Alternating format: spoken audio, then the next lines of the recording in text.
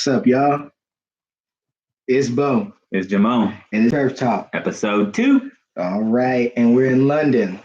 London? Yeah, man, I'm talking about the Raiders. They're in London this week. But we're not even going to start off with that because, we had a team in Northern Cali that was in the playoffs. And we're talking about the A's. Oakland? Yeah, you might not even know. It was for like a hot second. Wait, bro, there's going to be a team in Oakland. Oh, damn. Sorry. Damn. Yeah, Oakland Athletics. Yeah. The Oakland Athletics. They made the wild card after the wild. So yeah. Wild card. So that's one game. That's win or go home right there. All in prime time. That's your season, all in one game. Yeah. In one game. 62 games? Yeah. All comes down to 9 innings. Mm-hmm. And for those Athletics, that game came down to a 5-1 defeat. First off, before we get into this, I'm not an A's fan. I'm a Giants fan. Same. But when we're eliminated, for me, I'll become an Athletics fan. It's not the same as the Raiders and 49ers to me. So I'll become an A's fan in the postseason and root for them to get as far as they can. Right, yeah. So I was hoping that they would do some damage this year, but they just can't really bring it home. I mean, they always go home. Like 9 straight win or go home games, they have lost. So I feel for you. I want to comment on that, but I don't know how to comment. I mean, look. I want to say something, but I just don't really have much to say that, it's just they're not clutch. Maybe they need some more continuity. They never can build continuity with the team. That's an interesting point because, yes, the brand of ball, the Billy Bean style that they have adopted for the better part of 2 decades now is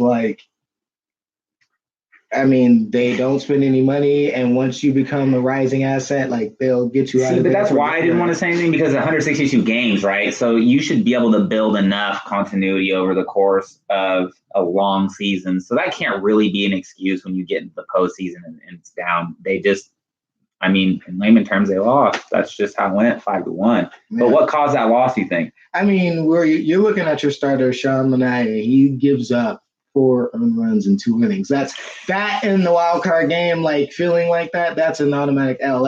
Just starting off behind like that, that's it's an automatic L. Right. And I'll let you know, because and any Giants fans know out there how well Bruce Bochy managed his bullpen over the course of his years as the skipper. But when you get a 4-0 lead in 2 innings, as a skipper in the wild card game, you should be like, that's a wrap. I'm gonna manage my pitching so that I just make sure no one comes back. So that's pretty crippling. Yeah. And you said Sean Manaea? Mm-hmm. I don't know. They have to get, and that's the thing too, is the Rays always put together a team, and they had one of the lowest payrolls too. And but they have been solid all year as well. And it's how come the A's just can't get past that point? Even though, as constituted, everyone said that they were, slated to do some damage in the playoffs this year. But that's what happens when you put your fate in the wild card. Yeah, you gotta. You have to win the division. This is what. It's a tough division, but. It's incentive, or you come down the wild card. However, I do see their futures being much brighter in the short term than the Giants' future. Would you agree with that? Unfortunately. I guess I have to. Yeah. I really think the A's, if they keep their core, and when I say core, Marcus Semien, the Matt Olson, Matt Chapman, forgive me, Romanio, he's out in the outfield. He looks like he's going to be pretty solid. Chris Davis had a down year, he just didn't, and he's older, and I think he was injured. So I would move on from him. I don't know what they got in the, as far as prospects, but I really think that that starting pitching can be upgraded a little bit. Oh, yeah. So I'm really intrigued what they do in the offseason and see if they can bring – they have good arms, quality arms, but when was the last time you saw an elite arm? Sonny Gray. And, yeah, Sonny Gray, right? And he struggled for a second when he got traded, but I think he might be back to Sonny Gray. I was worried. He got traded to the Yankees, and he struggled mightily with the Yankees. And then he got traded to the Reds. He is a Cincinnati Red now, and he's looking much better. So, Sonny Gray was probably the closest thing to an ace they've had. Dude, Sonny Gray was raw. Sonny Gray was raw. Sonny Gray was so, with that, I like Sonny Gray a lot. I think that, I don't know if you have anything else on them, but for me, I think that if they can just upgrade at the pitching department and just see if they can get some top-notch pitching skilled arms, I think that we could see the A's make a deeper push next year. Yeah. But as he said, we're Giants fans. We just wanted to keep you in the loop. Yeah, but really, I'm actually excited to talk about the Raiders this week because we got that dub in Indy that we said that we needed so badly. A W. Dub. Can I say something about the W real quick before you go off on the Colts a little bit? One thing about that W, I did personally say that I think Carr needed like 300 yards in the passing game. He didn't have that. He had about 200 yards with 2 touchdowns. But it was good enough. And I'm not saying that game was great because I don't think we played tremendously. I think the Colts made some key mistakes. We had a pick 6 on defense, but we got it done. And like we said, that was a must win. Yeah, and they came out with the energy and intensity immediately that we said that we needed to see. Carl Sr. Starbucks. But they came out with the energy and intensity that I really want to see. I mean, they come out with like 2 straight touchdowns? 2 straight touchdowns, yeah. So that was really nice to see. I mean, look, I'm not saying that, I'm back to believing in Carr. Not by any means. Yeah. The win itself, now the season's just not in peril. Like, yeah, that's really where I'm looking at the Raiders. Like, we're not panic mode now. We're 2-2 club. I mean, right? We're not 1-3 looking at the Bears like, we're looking at 2-2 the Bears like more. That Indy game was big for us. I'll just say that. I'd like to say 17 carries for Josh Jacobs. I'm with that. I wish we could get that number closer to 20, 25. Yeah. He had a few more targets in the passing game. I see we're trying to integrate him more and more. Hopefully that continues to develop. We saw our first turnover on defense, I think, this year, which ended up being a pick 6. Yep. That was huge. I haven't seen that in a long time. That was huge. Shout out Harris for that. Eric Harris. Yes, sir. That was, and I've been a fan of Harris. I like that journeyman, man. He plays with I feel like he just knows what this defense needs to do and where he needs to be. Because whenever he's in, I never see him make any mistakes. He's solid. I'm happy he had some playing time. I hope he's out there with Carl Joseph, and both of them are just out there 100%. Yeah, I can agree with you more. Oh, yeah. Well, speaking of 100%, I guess we should cover the injury report. Yeah, we should. We should. Who do you want to start with here? I guess we could rule out Gabe. Gabe is out. I mean, we'll just start with that. And I'm pretty sure I said last week that I believe he'll come back after the bye week. Well, yeah. I mean, we have that coming up, so that'll be good. I mean, so hopefully your prediction is right. Who I'm really most concerned about is Tyrell. Yeah, I'm sure most of you guys know it's Saturday. That's why we do these videos. Hopefully we can all be on the same page at that point. Tyrell Williams. Listed as question. And he didn't get, not one practice, and he missed Wednesday, Thursday, and Friday. Non-participant, no limit, no nothing. And let me tell you, he's been banged up. I know he had the hip pointer out there early in the season. Was that against the Broncos or was that against? I don't know who that was against, but I don't know now. He got a hip pointer. I think this one's an ankle. The dude is just banged, and he's been playing banged basically since the start. And Dwayne Harris, yeah, I mean, he's going to be in for Gabe Jackson, but I mean, Cleveland Farrell's a concern. He did not practice either. Concussion protocol. So I would suspect. So that's what I would say. I think he's doubtful. I don't think Farrell's going to play. I think Tyrell's a true questionable game time, like 10 minutes before. Hey, how was the warm-up? Are you still feeling good an hour after warm-up type of scenario? But if we have, I mean, obviously Jackson's out. If we have those three guys out, it has me feeling like concerned. I wouldn't even say concerned. I would just be like, man, the Raiders are missing a lot of guys. And Tyrell, Tyrell's key. Yeah, so I can't really have much hope going into it if Tyrell's out. I mean, Derek Carr's no Tom Brady. He can't just make it work with just random no-names running around. All the random no-names running. Literally, if we started listing off the Raiders core at this point. Let me give you an example of what the core would look like if Williams is out. Okay, you're going to have Davis, who had the end-around gorgeous long touchdown, but that didn't take anything but pure speed. I'm sorry. I mean, he didn't run no route. It was an end around, and the defense just choked. Who was giving some key blocks, though? Wasn't Waller was out there? Waller was out there. Waller just went. Waller? Yeah, Waller was – that was nice. But we're going to have Davis, J.J. Nelson, and Hunter Renfrow. Against the Bears? Oh, my God. Against the Bears? Let me say that again if you didn't hear me. Bears. The Bears. So, I mean, we need Tyrell Williams to play, even as a decoy. Yeah, I mean, 75 or 80% Tyrell. I mean, I'm sorry, bro. It's the NFL. Like, we need you.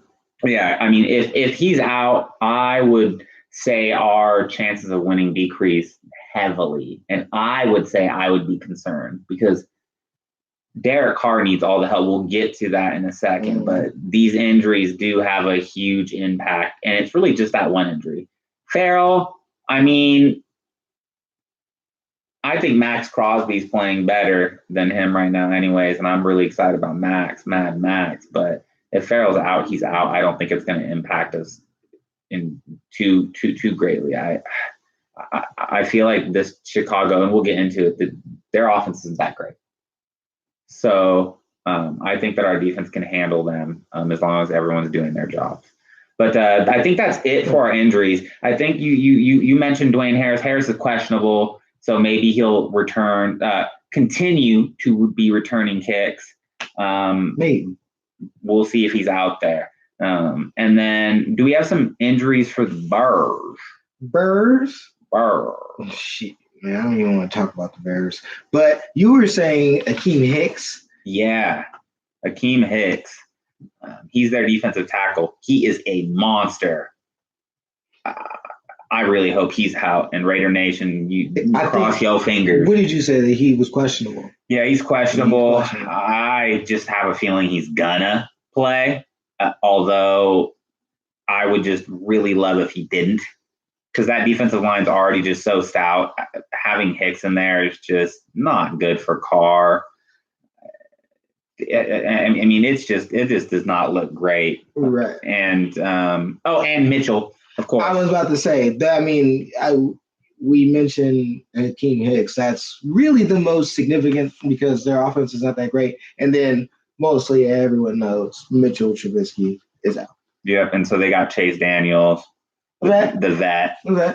I highly doubt he's not great in my standards. So if we get torn up by Chase Daniels, then we deserve to get torn up because he's not great. I mean, I'll tell you what, like our defense played good last game, but it's got to keep that same energy mean, because a vet will beat you, like, so you let him do some things, you let him be comfortable in the pocket. Well, why don't you transition us then to what we all want to really be talking about? Because I feel like we've been in a soft transition right now. We have people look. Yeah, all right. So, all right. London? Let's just get down to it. This is what the meat is kind of like. Everybody wants to talk about this. London. Come on, man. You all know you're on London. A little bit of London. Yeah, man. So we're talking about the Bears, and really, we're not talking about their offense, but let's just get into it. The 30th ranked offense. So we're really not talking about nothing here. How many teams are in the NFL? 32. 32. So that's pretty damn atrocious. It's pretty awful. And to be 30th ranked, to be honest, they don't have many weapons on offense except for their young running back, rookie running back, David Montgomery. And as Raiders fans, we all also know speed always kills us. So I will mention someone that don't sleep on him. Don't let Tariq Cohen go ahead and go wild on you. He's got speed, and we can't be slow. If he gets into the second level and past our linebackers, he's gone. So I could see the Bears really scheming Tariq Cohen in this game to get us, because he's the type of dude that I see hurting the Raiders because we're just not prepared correctly for him. But other than that, I really don't think we should need to worry. And it always sucks saying that as a Raiders fan because we love being disappointed, right? Yeah. But that's all I got on the offense. I'm not really too. Yeah, I mean, we're looking at 25th in rush yards. 90 yards per game. We're not looking at anything astounding. 29th in pass, 183 yards a game. So look, like, they've started off pretty terribly on the offensive side. And their record right now is 3-1. Yeah. So well, okay. So once again, we're in a soft transition, but so obviously we're not talking about the Bears and their offense. What makes the Bears so good and where they are at 3-1 is the defense. And let's just say I did Khalil Mack. Oh, wow, wait. Almost 18 minutes. Wait, hold on, Carl Jr. I need a sip of Sprite. It took us that long to say. Quench my thirst. Yeah, Khalil Mack. Oh, delicious. Khalil. Okay. Let's break it down. 4.5 sacks on the season so far. 4 forced fumbles. A one-man wrecking crew that doesn't have to be a one-man wrecking crew on this defense, but he is a one-man wrecking crew. The one man we used to all love, Khalil Mack, sack, attack. Yeah, and I'll just expand on that. Like, they are +6 in turnover differential. They have 4 interceptions. All right, so that leads the league, by the way, y'all. If you guys don't know what turnover differential is, it's how many turnovers the defense gets and subtract it by how many lost turnovers you had on offense. Differential's +6 right now. They're tied in the league for first. Exactly. And they are overall the 5th ranked defense, which is just still like weird to me, but hey. Here's what the Bears do. And you all could just Google if you want to watch them versus the Vikings. The highlights of the Bears defense versus the Vikings. And see what they do, right? That's who they are. They do not allow you to run the ball. They're stifling. And this is where we kind of differ in opinion a little bit. I think we have to run the ball. Now, we can't just first down, run the ball, second down, run the ball. Of course we have to pass the ball. But in my opinion, even though they're so great at stopping the run, we will lose this game if we try to air it out. Because that's what this defense does, in my opinion, is they're just toying with them. They're going to toy with Carr. Go ahead, pass it. Come on, pass it, bro. Go on. Lob it up so we can pick that off. I think Josh Jacobs has to have a career game. I do. I think we need to play this game like a small ball game. We need to play this game like it's a defensive game. Even if they're the better defense, we have to play it like we know it's going to be low scoring. Get in field goal position. Take a field goal. Feel good about it. You're not going to drive down, and have sustainable drives of 70-plus yards multiple times in the game. I just don't see it. Now, what do you think about this? How do you think we should attack this week? Man, I'm always going to be like, yeah, more Jacobs. But in this one instance, like, I feel like it's bigger than that. And Derek Carr and John Gruden specifically have to, like, treat this like this is like an NBA style game. Like, mano a mano, like, Derek Carr is your guy. Like, you got rid of Khalil Mack for a reason. And now I know Carr was already paid, but ultimately I think, it's kind of like everything is kind of since the trade, everything is culminated to this moment. And so you could kind of hot take it and be like, oh, well, let's see what the Raiders got out of it. This is, So this is kind of it. We all feel it. I feel like the Raider Nation. I feel we're all feeling our shoulders are tense. I got a little headache in the back. Yeah. Like I'm kind of tensed up. Yeah. Sincerely. It's it's tense. So we're all thinking it. We just don't want to speak on it. So let's, screw it. What do y'all think? I mean, let us know in the comments. Like, is this like a make or break moment for Gruden and Carr, or I think this is just so huge. You hit it on the head, in fact, of how the moment is. So if we're just talking about the moment and how big it is, it's huge. It's so huge that it's season altering. Mm-hmm. Because, there's always a narrative. Let's say Mack comes in here, gets 3.5 sacks, and just destroys the Raiders. You know what reporters are going to ask Gruden. You know people are going to ask Carr, and what people are going to be saying the week for following that. Yeah, I agree. Worst case scenario, Matt comes out here, gets 3.5, 4 sacks. Carr breaks his leg, I'm saying worst case, and the title reads Raiders Carless and Mackless now.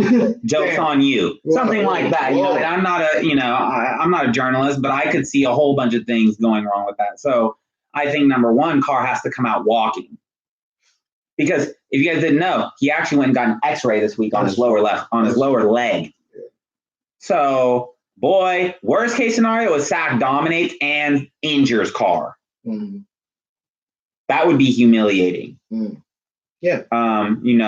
Like you're saying, if Matt comes out and just dominates and Carr is just, 5 for 30 with 3 picks and gets sacked a whole bunch of times, there's going to be some things in the morning that you're going to have to read as Raiders fans that we'll look at that and just want to move on with our life on Monday. Don't read anything, just kind of pretend it didn't happen, right? So let me ask you this then. We know it's a huge moment. We know this could be season altering. And what I mean by season altering is... Explain that, because that's, Let's say we come out and we win.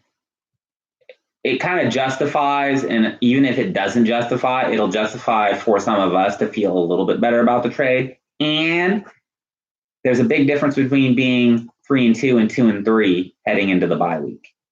Facing the Packers after that. Facing the Packers afterwards. All right. Now, I labeled the Colts game as a must-win because it was. Because I assume that we're losing this game and the Packers game, and it'll be 2-4. Okay, that's what I'm thinking. But it's season altering because of that. There's such a huge flip. If we're 3-2 heading in the bye and we lose the Packers, we're in a 3-3 club. We really can't be mad at that. You guys know we really can't be mad at that, right? Not at all. So after the Packers game, you're looking at 3-3 or 2-4. Huge difference. So it's season altering in that, and also it allows us to feel some sort of way about Mack. we're all going through something, but we might feel a different way about it. But when these two teams hit the field and Mack hits the field, we're all going to feel that way about, he was one of our dudes, man. He was a Raider, and we traded him. And I mean, some of us just think every day, like, was that trade worth it? Was it a good trade? We don't really know yet. But this is the first sighting. Right? First sighting. So now let me ask you this, because I want to get your opinion. Who on the Raiders is this the biggest deal for right now? Who on the Raiders is this the time? This is their moment. Who on the Raiders needs to have basically the week of their NFL careers to win this game? I'm glad that you asked me this because, we actually had a discussion. And I think that you had your opinion and then I had mine, but I think we were both correct. Okay. I think that there are three key elements that need to have awesome game tomorrow. 3 elements. Yeah. Okay. The offensive line, that was yours. Derek Carr and John Gruden. Okay. They are having the game of this is the biggest game of their lives. Okay. Well, so why would you think that this is the biggest game for Carr's life? Career, sorry. If he has any self-awareness, I'm not saying he has to be on the blogosphere reading what everything, someone writes, but he knows what people think of Khalil Mack. People think he's a future Hall of Famer. Correct. Right. And he knows that there's a Raider Nation, a fan base that loved Khalil Mack and still to this day hate that trade. Mm-hmm. He could win over some fans. It's just that simple. I know, but everything really could kind of flip on a dime or just make us believe a little bit more. Maybe there is life after Mack. So this is a big moment for Carr in the fact that some more people might write him off after this game if he loses, and he may become more and more accepted if he wins. Yeah. Okay. Yeah. Okay. And so what about Gruden then? On the flip side, why do you think this is the hugest? Because he's had some big NFL moments in his life, I'm assuming. Oh, yeah. I mean, he's won a Super Bowl. Yeah. I mean, piggybacking, so to say, but we'll leave that alone. Piggybacking, I agree. Okay.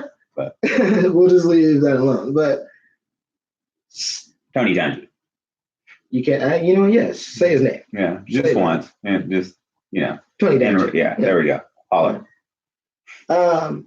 But since he's come out of retirement, I would say besides the first game of this season, this is the biggest game. Yeah, This is the biggest game because you're facing the guy that you traded. This is just before you played a game.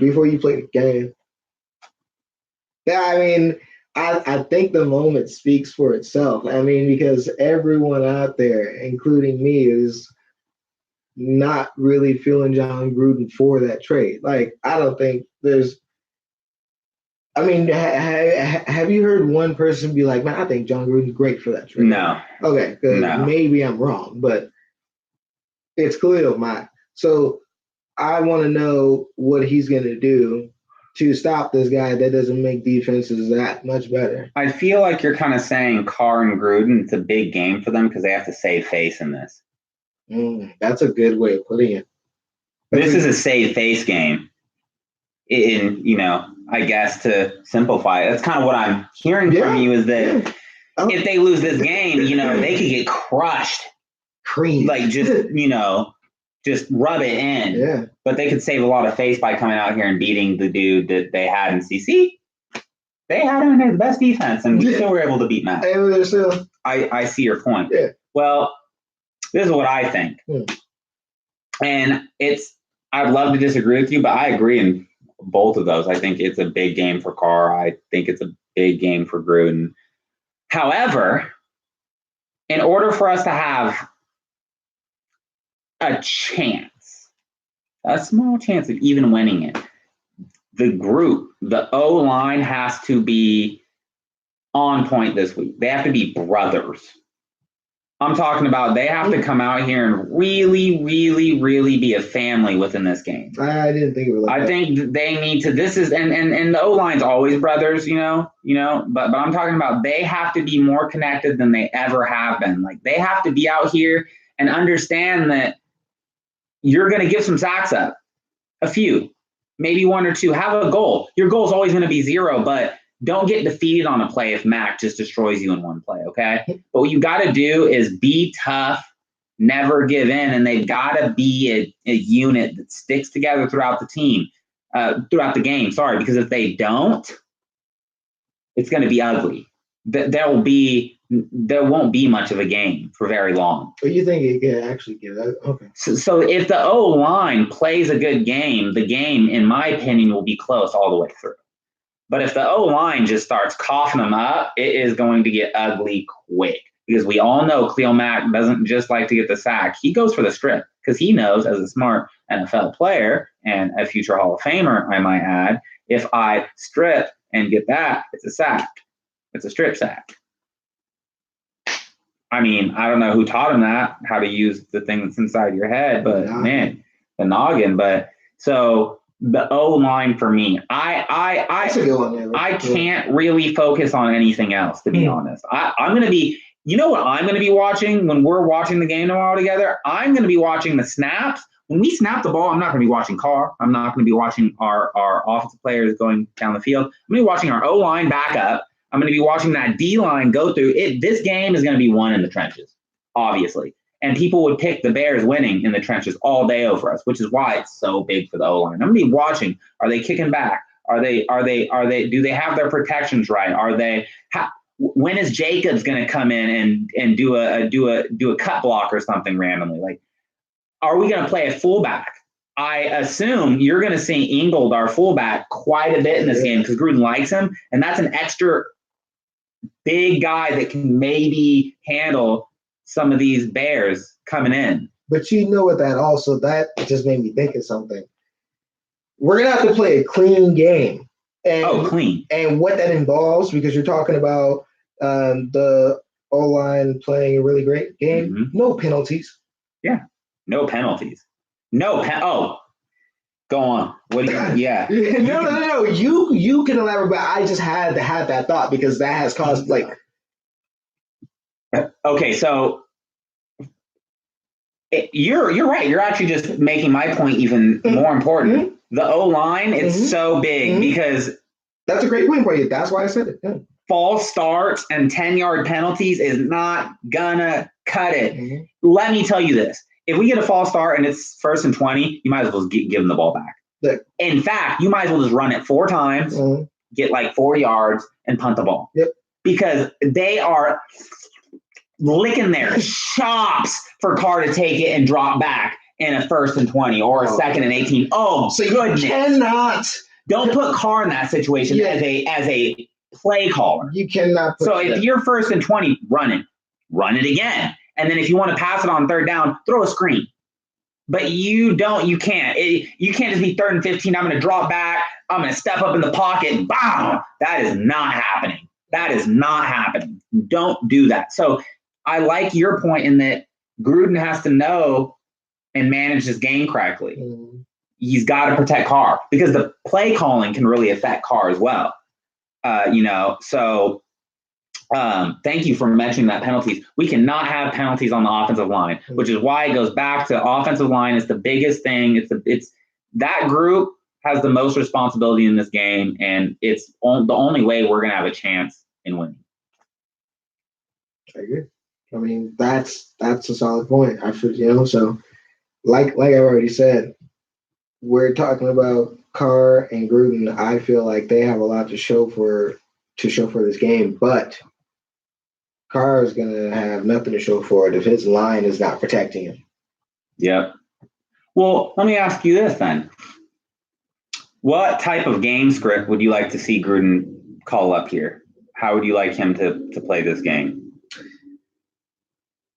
I honestly aggressive in the pass game, and that's why I was saying like Carr's your guy. Show out. Like, look, let's say Tyrell's in, but like if Carr's a man, like let me see it. Let me see, and then let me see what you got up your sleeve because apparently you got all the tricks. We don't need to see him against the Bears. Actually, we don't need to be deep in that playbook. I have an issue with being aggressive in this game, and I know that I might be wrong in this, but I just have a feeling that I don't think Carr needs to pass the ball more than 14 times, 15 times in this game. Okay. But that's just my view. I think that it's got to be a ground game, and we got to get some space and toss it quickly out of Carr's hands. We can't see Carr get on the ground. You know how he acts when he starts getting hit. So it's my and I would love to be aggressive, but I'm being realistic in that how good can our offensive line be? Because you are right. If our offensive line can be so great to stop them and give Carr more time to be aggressive, then I would be down for that. I just don't know. The Lions have been good, but they're going to need to continue to be that good, and they're going to need to keep Carr up. That's their job, keeping Carr upright. But Carr, like, no happy feet in the pocket, like. Carr, like I said, it's on Carr. He's got to show up and be a quarterback. I'm not. Look, you're right. The offensive line has got to do the job, but I am on Derek Carr and John Gruden right now. Like, that is my. Yeah, but bruh, you're not wrong. We just got through seeing Russell Wilson show out, and you know how many times he's been hit over his career, and like. I guess he's just adopted that mentality, like I'm gonna run for my life all the time, like and just make it happen. But does it change your mind if Tyrell doesn't play?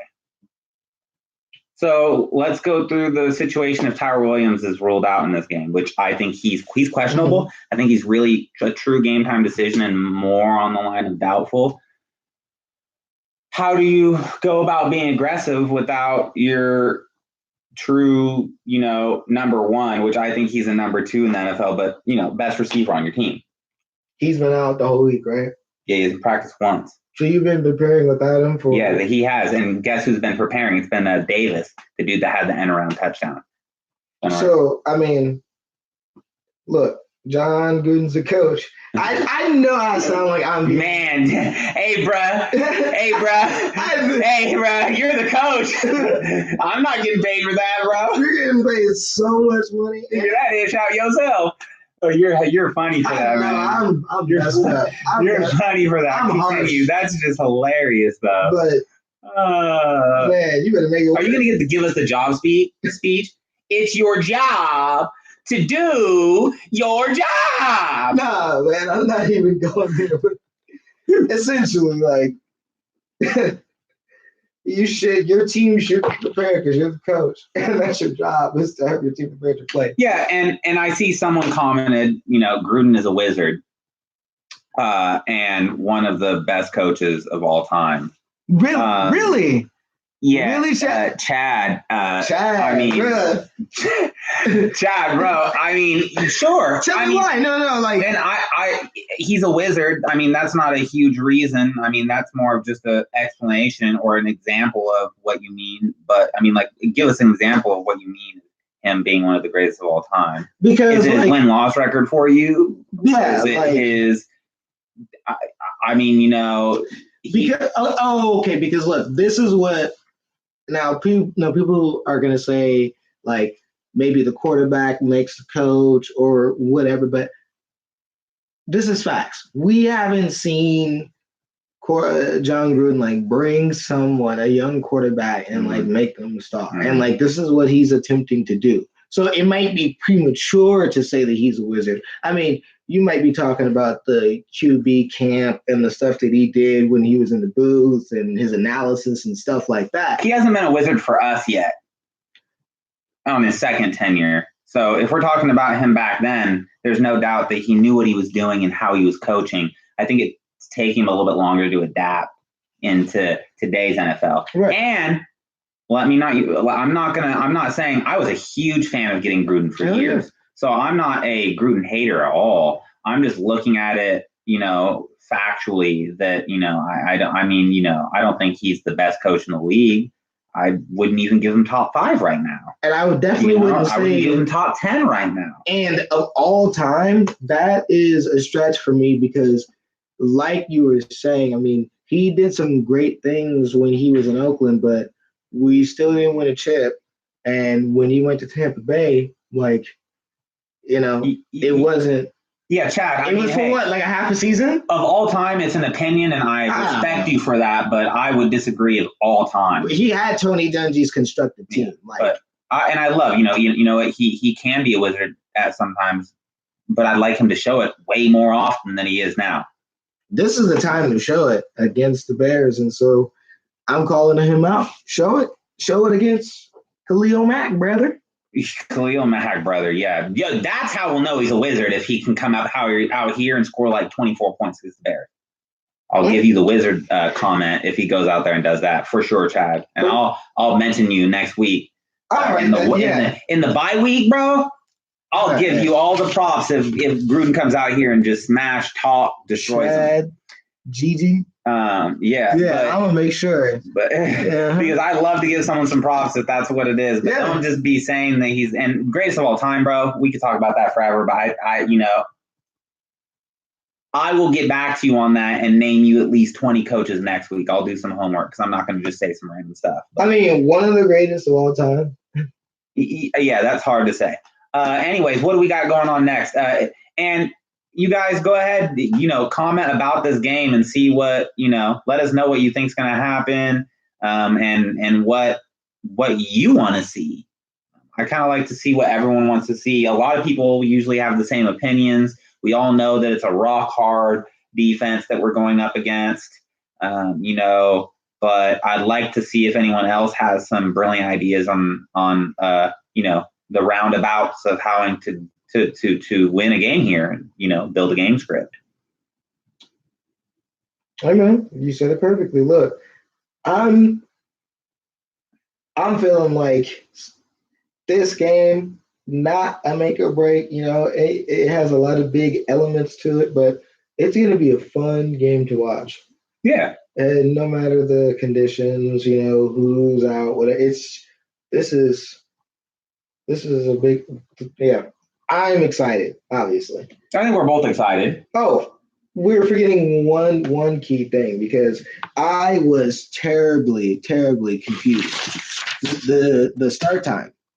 Oh, thank you. Yeah. Thank you. That's my apologies, guys. We got right on to the athletics and we didn't even give you guys the breakdown. Don't mess up and miss the game, okay? Mm-hmm. Now, in London games, generally it was so early our time because they played in the morning in London, which would be like they'd play. I think they played afternoon actually, but it was like 4 a.m., 3 a.m. start time here. So you literally have to sleep on your couch and just like set an alarm and press power and start watching it.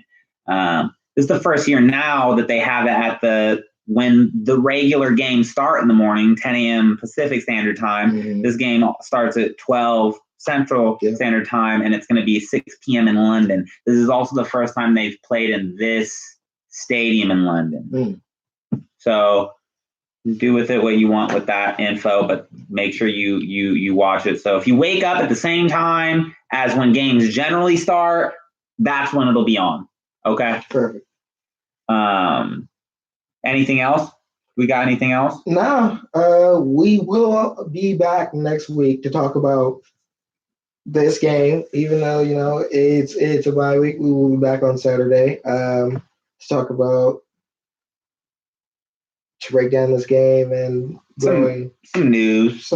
Whatever happens, hopefully we can get some more news on our injured players, see if we're going to come out healthy, and we can give a really nice detailed breakdown of the next quarter of our season, what we think the opponents look like. In fact, opponents, just a quick breakdown of it. We got the bye week, and then we come and we go into Lambeau against the one and only Aaron the bad Rodgers. Yeah.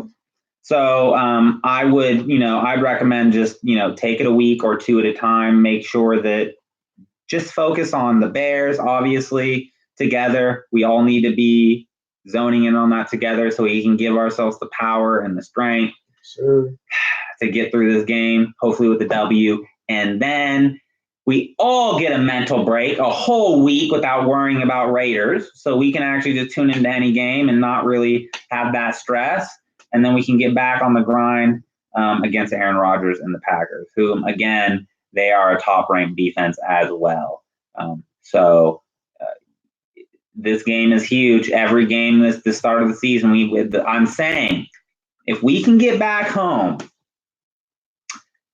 without too much blood loss, it's possible down the stretch. We play some not so great teams down the stretch. It gets much lighter down the stretch. But man, it's like week 9. It's not easy. So battle. I would just say the goal is to try to stay 500. Mm-hmm. And I know it doesn't sound great to a lot of people, but stay 500 and battle through, and just keep grinding and see what we can do. So I don't think we need to go any further on beyond that. But really just hone in tomorrow. And I mean, we're both going to be up watching the game, and hopefully all y'all are too. And you guys know we're doing this every Saturday. And we'll always put out when we're going to go live. So just come on in and have some fun with us. You got anything else for these guys? No, man. I'm ready to call it a wrap. All right. Well, tune in next week, y'all. And it is always our pleasure. Y'all have a great one. See you. Deuces.